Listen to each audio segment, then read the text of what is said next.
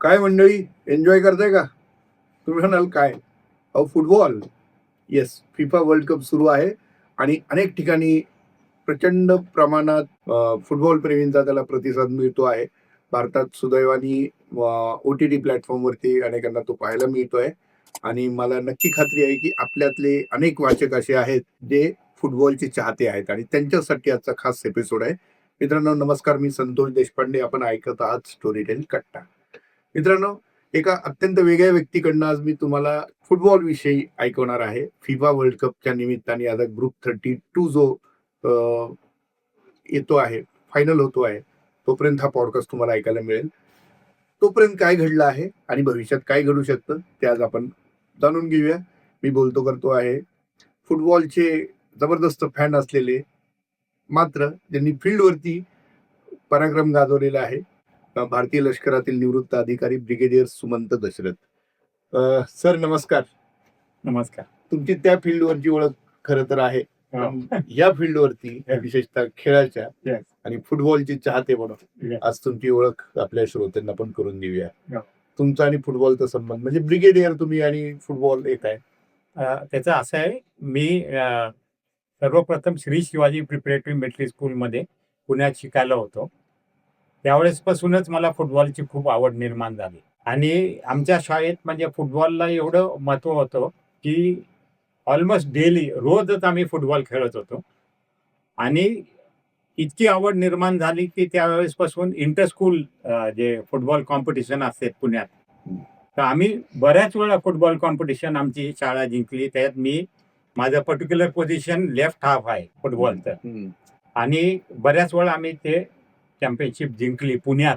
म्हणजे पुण्यात सुद्धा खूप आवड आहे फुटबॉल खेळायची. सगळ्या बऱ्याच स्कूलमध्ये खेळला जातं आणि क्लब पण आहेत.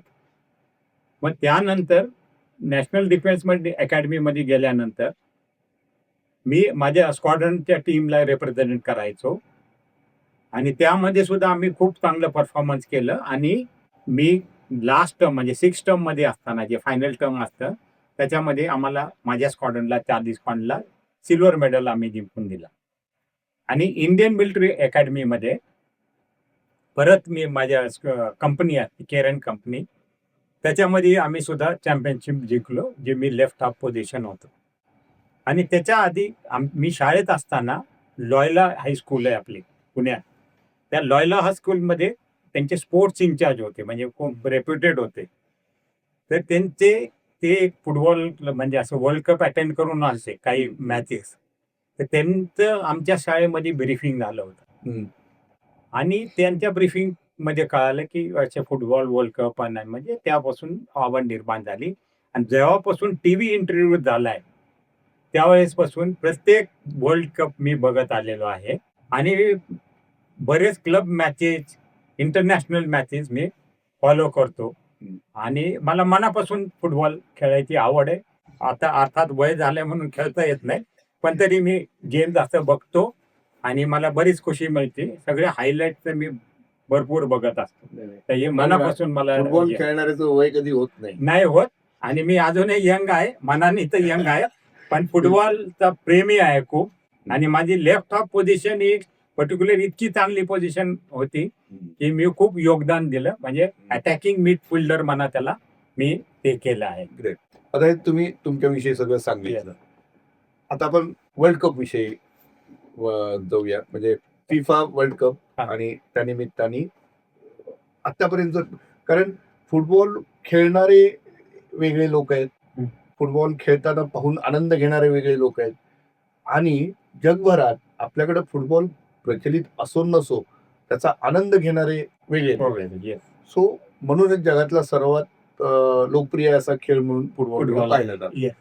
सो वर्ल्ड कप जेव्हा जेव्हा येतो तेव्हा एक प्रकारचं प्रचंड सगळीकडे त्याचं आकर्षण असतं आणि एक वातावरण निर्माण होतं आणि मग चर्चा सुरू होती की ही टीम यावर्षी पुढे जाणार, ही टीम, प्रत्येकाचे आवडते प्लेयर्स असतात, टीम्स असतात, जे अनेक वर्ष क्लब्स फॉलो करत असतात, ते परत कंट्री म्हणून इकडे वळतात. तुम्ही या सगळीकडे कसं पाहता? कुठल्या फेवरेट टीम्स तुमच्या आतापर्यंत होत्या आणि आता कुठल्या आहेत? 1930 पासून हे फॉर्मली फिफा म्हणजे वर्ल्ड कप झालं, म्हणजे अंडर व्हेरियस नेम्स झालं आणि सर्वात आवडणारी टीम आणि सर्वात जास्त त्यांनी वर्ल्ड कप जिंकणारी टीम आहे ब्राझील.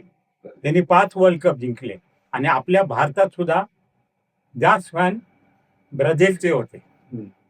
कारण पेले म्हणून फेमस प्लेअर आहे, ते सगळं जगभरात म्हणजे फेमस आहे. पेलेमुळे एवढं फेमस झालं आणि आपल्यात आले पण होते ते एकदा मॅच खेळायला.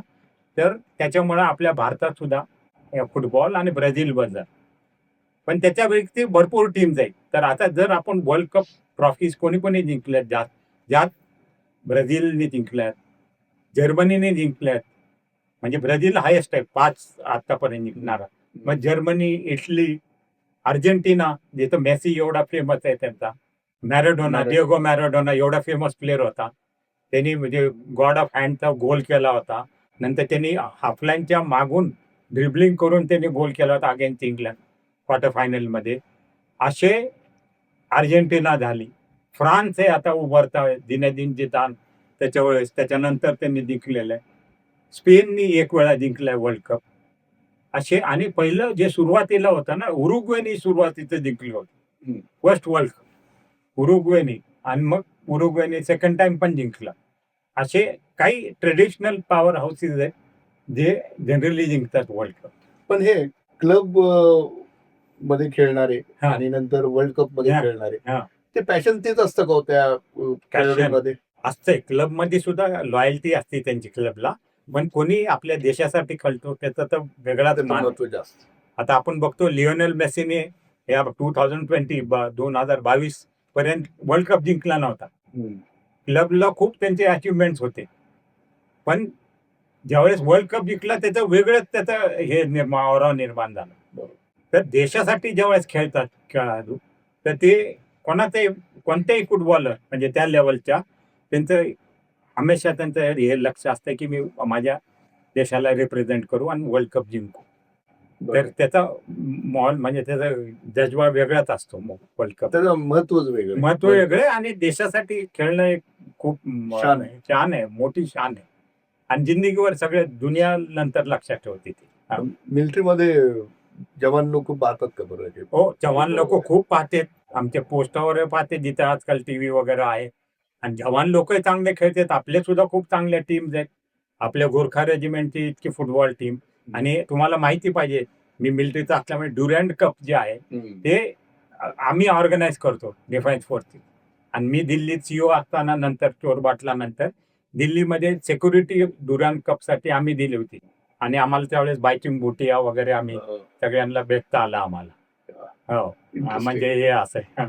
तर आणि आता लेटेस्ट आता 22 मध्ये अर्जेंटिना जिंकला, 18 मध्ये फ्रान्स जिंकला, आता लेटेस्ट 2026 आहे. 2026 हा, पुढं 2020 काय पाहत आहे, काय पाहिलंय आणि काय पाहत आहे? देखा 2026 चा थोडा फॉर्मॅट ह्यावेळेस बदलला त्यांनी. पहिले कमी टीम्स असायचे, आता त्यांनी 48 टीम्स घेतले. म्हणजे 48 टीम त्यांनी ह्याच्यात पार्टिसिपेट करायला लावले. आता या 48 पैकी ते 12 ग्रुप मध्ये झाले. 12 4 दा 48. प्रत्येक ग्रुप मध्ये 4 टीम्स आहेत. तर असं 48 टीम झाल्या. आता नेक्स्ट त्याच्यात 32 टीम क्वालिफाय करणार. आतापर्यंत काय झालंय, एक राऊंड झालाय सगळ्यांचा खेळून. अशा त्यांना म्हणजे 4 टीम असल्या तर त्याला 3 मॅचेस खेळावं लागणार एका टीमला. आणि जे बेस्ट आहेत प्रत्येक ग्रुपमध्ये, जे 12 ग्रुपमध्ये टॉप 2-2 टीम आहेत ते ऍडव्हान्स करणार. आणि तिसऱ्या नंबरच्या सगळ्यात 8 जे टीम परफॉर्म करतील बेटर, म्हणजे हे 24 आणि 8 अशा 32 टीम क्वालिफाय करणार आहे. तर अशा 32 टीम नेक्स्ट स्टेजवर, आणि तो नॉकआउट स्टेज असणार आहे. आतापर्यंत राऊंड रॉबिन म्हणते. राऊंड रॉबिन म्हणजे काय, ग्रुपमध्ये 4 टीम आहे, तर मी प्रत्येक 3 टीमची सगळ्यांची खेळणार आणि त्याच्यावर पॉईंट मिळणार. 3 पॉईंट जिंकलेले आणि ड्रॉचा 1 पॉईंट आणि लॉसचा 0 पॉईंट, असं आता 32 टीम ऍडव्हान्स करणार आहे. इंटरेस्टिंग. येस. मग यावेळेस डार्क हॉर्सेस कोण असणार आहेत? हे जे आधीचे पॉवर हाऊसेस जे आहेत तेच त्यांच्याकडनंच अपेक्षा आहे का काही यावेळेस सरप्राईज एलिमेंट पाहताय तुम्ही बघा, in term of team and player as well? आता सध्या तर एकच मॅच झालेली आहे. तर एक मॅच वर ना आपण थोडा अंदाजा लावू शकतो. पण माझ्यातर्फे जे फेवरेट्स आहेत की जे स्ट्रॉंग पॉवर हाऊसेस आहेत ते जास्त म्हणजे कारण त्यांचं एक हे असतंय की खेळायची एक रीत असते, प्रकार असतो.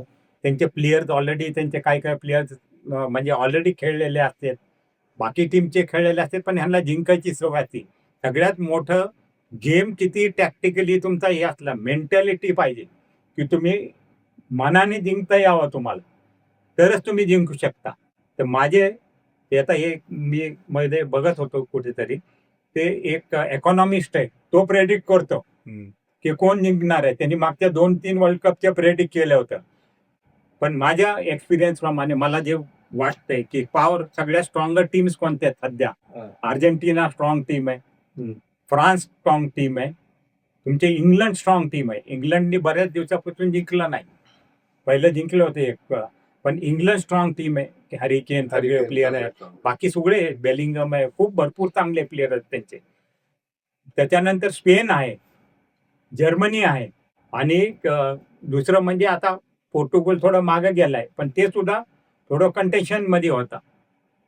आणि डार्क हॉर्स पर्टिक्युलरली म्हणता येणार नाही, पण जे आफ्रिकन टीम्स आणि एशियन टीम्स आहेत त्यांनी सुद्धा भरपूर प्रोग्रेस केलेला आहे.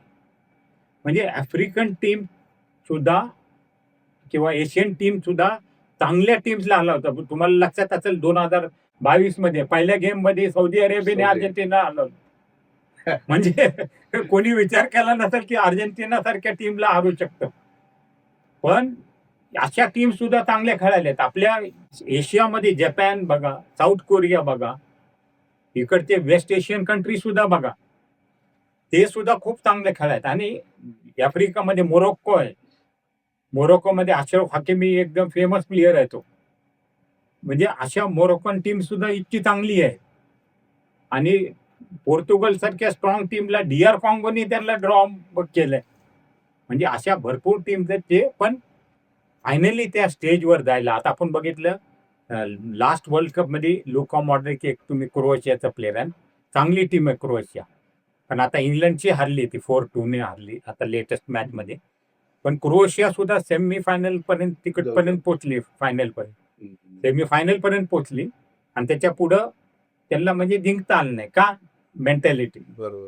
तर मेंटॅलिटी जी जिंकण्याची हे जे पॉवर हाऊसेस असते त्यांच्याकडे ह्यांच्याकडे असतात. आता ब्राझील पॉवर हाऊस आहे, पण ते अजून ते टीम एवढी, त्यांचा कोच इतका चांगला आहे कार्लो अँसेलोटी, पण ब्राझील मला नाही वाटत की अजून जिंकू त्या स्टेजवर आलाय. कारण ते जिंकण्यासाठी परत त्या मोल्ड मध्ये यायला पाहिजे. त्यांना ते सूर गवसला सूर गवसला अजून नाहीये ब्राझीलला, पण ब्राझील सुद्धा चांगले प्लेयर आहेत, सगळे एस्टॅब्लिश प्लेयर आहेत. बरोबर.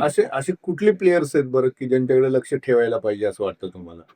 मला म्हणजे प्रत्येक टीम तर सांगत नाही, पण 5-7 प्लेयर्स आहेत ज्याच्याकडे आपल्याला, एक तर सगळ्या आपल्या आयडल आहे, सगळ्यांचा फेमस आहे लिओनेल मेसी. आता फर्स्ट गेम मध्ये हॅट्रिक मारलं, आणि एवढ्या वयाला या एजला, आणि ते सुद्धा नाही की असं कोणताही जस्ट गोल केलाय, त्यांनी रेंजने गोल मारलाय, जवळ जाऊन गोल मारलाय, आणि त्यांचं अँटिसिपेशन आणि ड्रिबलिंग करून केलंय त्यांनी. लिओनेल मेसी एक वर्ल्ड प्लेअर टू वॉच आहे. किलियन एम्बापे एवढं त्याची स्पीड आहे, त्यांनी सुद्धा स्कोर केले 2 गेम. हॅरी केनने इंग्लंडचे 2 गोल. अर्लिंग हालंड, ऑल्दो नॉर्वेची टीम स्ट्रॉंग नाहीये, पण अर्लिंग हालंड तो एवढा चांगला प्लेअर आहे, तो एक टॉप क्लास प्लेअर आहे. ह्याच्या व्यतिरिक्त अजून सेकंड लेवलचे तो नेदरलँडचा व्हर्जिल वान डायक, त्यांचे हेडिंग वगैरे इतकं पॉवरफुल आहे, तो आहे. मग तुम्ही तुमच्या अजून फ्रान्समध्ये भरपूर प्लेयर्स आहेत. डेम्बेले म्हणून आहे, त्याला बलोंडो अवॉर्ड मिळाला होता, म्हणजे ते फुटबॉलचं हायेस्ट अवॉर्ड मिळाला होता, तो चांगला प्लेअर आहे. इंग्लंडमध्ये भरपूर चांगले प्लेअर आहेत वेगवेगळे, इव्हन डिफेंडर चांगले आहेत. तर ह्या प्लेअरला बघायला पाहिजे. फक्त मी मेसीचा पण फॅन आहे, पण रोनाल्डोचा जास्त फॅन होतो. पण त्याचा म्हणजे कुठल्या पंथातले, मेसी का रोनाल्डो? 2 पंथ आहेत. ज्यादा माझा त्याच्या रोनाल्डोकडे हे होतं, कारण मेसी मला त्याचा गेम खूप आवडतो, मेसी आवडतो, पण रोनाल्डो कम्युनिकेट करू शकतो तुमच्याशी. तो आपल्याला म्हणजे इंग्लिशमध्ये बोलतो, हे करतो. मेसी कसं स्पॅनिश वगैरे मध्ये बोलून कम्युनिकेशन मला, कारण रोनाल्डो ज्यादा फेमस आहे, तो ज्यादा पॉप्युलर झालाय, त्याचे लाईफस्टाईल असताना का काय असताना तो ज्यादा दाखवतो आपला अग्रेसिव्हनेस. पण मला तो आवडतो, पण मला गेमच्या ह्यानी पोर्तुगलच्या ह्याच्यानी म्हणजे मी वैयक्तिक मला खूप नाराजी पहिला गेम त्यांनी असा केला आणि लास्ट ह्याच्यात पण त्यांनी व्यवस्थित खेळले नाही वर्ल्ड कपमध्ये. मला वाटतंय म्हणजे मी नंतर तुम्ही सांगतो तुम्हाला मला हे स्पेसिफिकली एक टॉपिकवर मला बोलायचंय पोर्तुगलचं एक 2 स्टेटमेंटवर. पण सध्या अशा ह्या प्लेयर्सवर आपण जर लक्ष केलं, पण माझा वैयक्तिक विचार आहे की it's a team game. Football हा टीम गेम आहे. जर मला सेंटरच्या प्लेयरनी मला पास नाही केलं तर मी गोल मारायला मला इतकं इझी नसते. माझ्या गोल कीपरनी डिफेंडरनी गोल नाही वाचवले तर आपल्याला काय उपयोग नाही. तर टीम एक एनर्जी पाहिजे त्यांच्यात, एकदम जोश पाहिजे की मी जिंकायलाच पाहिजे. तेच टीम पुढे जाऊ शकते. आणि हे जे 4-5 टीम स्ट्रॉंगर टीम सांगितल्या त्यांच्यात ही एनर्जी दिसतीये. म्हणजे किती ते एनर्जीने खेळतात, किती पुढे जातात.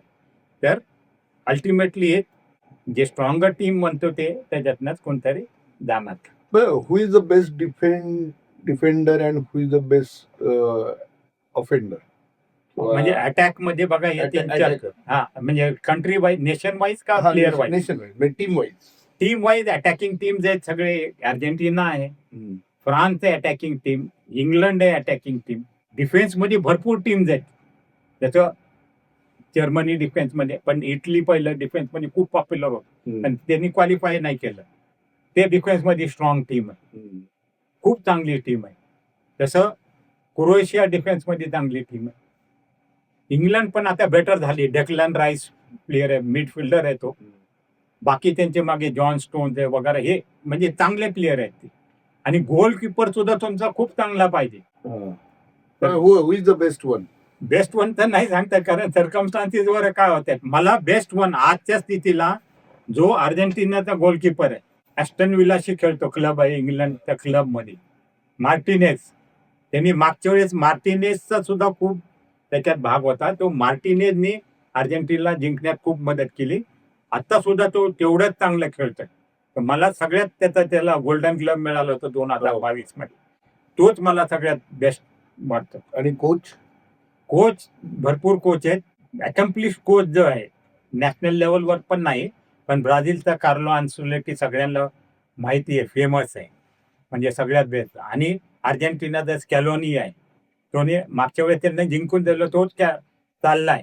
इंग्लंडचा थॉमस ट्युचल आहे, तो पण म्हणजे बऱ्यापैकी आहे. त्याला ते अजून त्या लेवलवर सांगता येत नाही. त्यांनी जिंकल्यानंतरच मग आपण म्हणू शकतो. बरोबर. आणि स्ट्रॅटेजी कोचच ठरवत असतो ना. स्ट्रॅटेजी कोचेस ठरवतात, पण स्ट्रॅटेजी किती करा जर एक्झिक्यूट नाही केली तुम्ही, कोच काय हेल्प करू शकतो? स्ट्रॅटेजी बनवा, त्यांना प्रॅक्टिस करून घ्या, त्यांना करेक्ट टाइमवर सबस्टिट्यूशन करणं, ह्याच्यावर ते करू शकतात. म्हणजे कोचेसचा सगळ्यात इम्पॉर्टंट रोल त्यांचा आहे, पण एक्झिक्यूट नाही केलं तर त्याचा काय उपयोग नाही. म्हणजे हे गोष्टी ते आपल्याला लक्षात पाहिजे. पोर्तुगल आता सगळे इंटरेस्टेड नसतील, पण एक मिनिट, मी वैयक्तिक फुटबॉल खूप फॅन असल्यामुळे पोर्तुगलचं मला वाटतंय की रोनाल्डोवर भर न देता, ऑल्डो ते आपल्यापेक्षा खूप क्वालिफाईड असते, ते आतून बघत असतील आणि तो इन्स्पिरेशन आहे, त्यांनी आजपर्यंत खूप करून दिलं.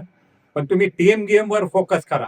रोनाल्डोला पाहिजे तर नंतर सबस्टिट्यूट करा. आपलं कोणी ऐकत नाही, पण तरी सांगतो की सबस्टिट्यूट त्याला नंतर आणा, त्याचा इफेक्ट जास्त होईल, तरच तुमची टीम प्रोग्रेस करेल. पण अल्टिमेटली फुटबॉल टीम गेम आहे, ज्याच्यात तुम्ही एक दुसऱ्याला सपोर्ट करून आणि एनर्जी पाहिजे, मागं पुढं पळण्याची क्षमता पाहिजे, एक दुसऱ्याला हेल्प करायची क्षमता पाहिजे, त्यावेळेसच तुम्ही तो गेम जिंकू शकता. आणि शॉट्स ऑन गोल पाहिजेत, ॲक्युरेसी ऑफ गोल स्कोरिंग पाहिजे. आणि अपॉर्च्युनिटी कुठं घेतात तुम्ही? स्पेस म्हणते फुटबॉलमध्ये एक मोठी गोष्ट दिक्कत होती बघा, स्पेस क्रिएट करणं. कुठं स्पेस क्रिएट केलं, कुठं जागा क्रिएट केली, तर अख्खी तुम्ही त्याच्यात घुसून तिथं मारू शकता. हे सुद्धा महत्वाची गोष्ट आहे. तर हे पोर्तुगलने मला वाटतं इम्प्रूव्ह करावं. आणि बाकी टीम्सने थोडं बहुत, आता फर्स्ट गेम झालं त्यांना लक्षात आलं असेल की काय कमी त्याच्याचं काय आहे, तर त्यांनी पुढे न्यायला पाहिजे. शेवटचा आणि महत्वाचा प्रश्न, सगळ्यात महत्वाचा असं म्हणू शकतो, तो असा की आपला हा एपिसोड येईपर्यंत पुढच्या मॅचेस झालेले असतील आणि 232 पर्यंत आपण पोहोचलेलो असतो. 3 पोटेन्शियल विनर सांगा. मी 2 नाही सांगा, विचारत 3. त्या तिन्हीपैकी एक नक्की होईल असं वाटतं तुम्हाला? फ्रान्स. 2 तर ऑलरेडी झालेत. मला थोडं एक्सपॅन्ड करू दे. मी 5 घेऊ द्या मला. बर हा म्हणजे काय थोडं ते कारण 2 ऑलरेडी जिंकलेच आहेत. फ्रान्स, अर्जेंटिना, हम्म, इंग्लंड हम्म, हे 3 झाले. स्पेन हम्म.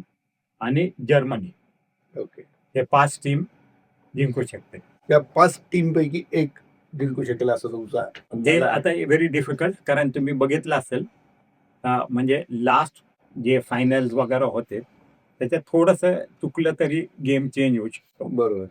हा ना. मग ते त्या दिवशी काय होत आहे ते कारण प्रेडिक्शन आपण करू शकत नाही. हॉरोस्कोप तर नाहीये. नाही नाही नाही. हा Absolutely. अनालिसिस जरी किती केलं तर बेस्ट ऑफ टीम हो बरं. हरू शकते आणि म्हणजे त्याच्या कमी असणारी टीम आपण असं म्हणू की या 5 टीमला जास्त चान्सेस आहेत जिंकायचे. हो राईट. यांच्यापैकी कोणी जिंकू शकते आणि जर पोर्तुगलने हे चेंज केली स्ट्रॅटेजी तर ते कुठेतरी क्वार्टर फायनल सेमीफायनल पर्यंत पोहोचू शकते. वा.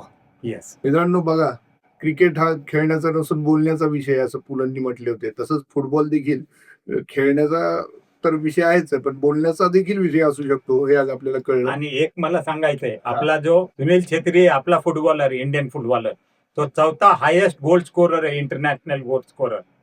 म्हणजे एवढा तो पण आपल्या टीम्स पण चांगल्या. इंडियन सुपर लीग पण आपली चालते. पण ते आपल्या फॅन्सनी सुद्धा बघायला पाहिजे. त्या तुम्ही फिजिकली म्हणजे तुम्ही जाऊन बघत नाही.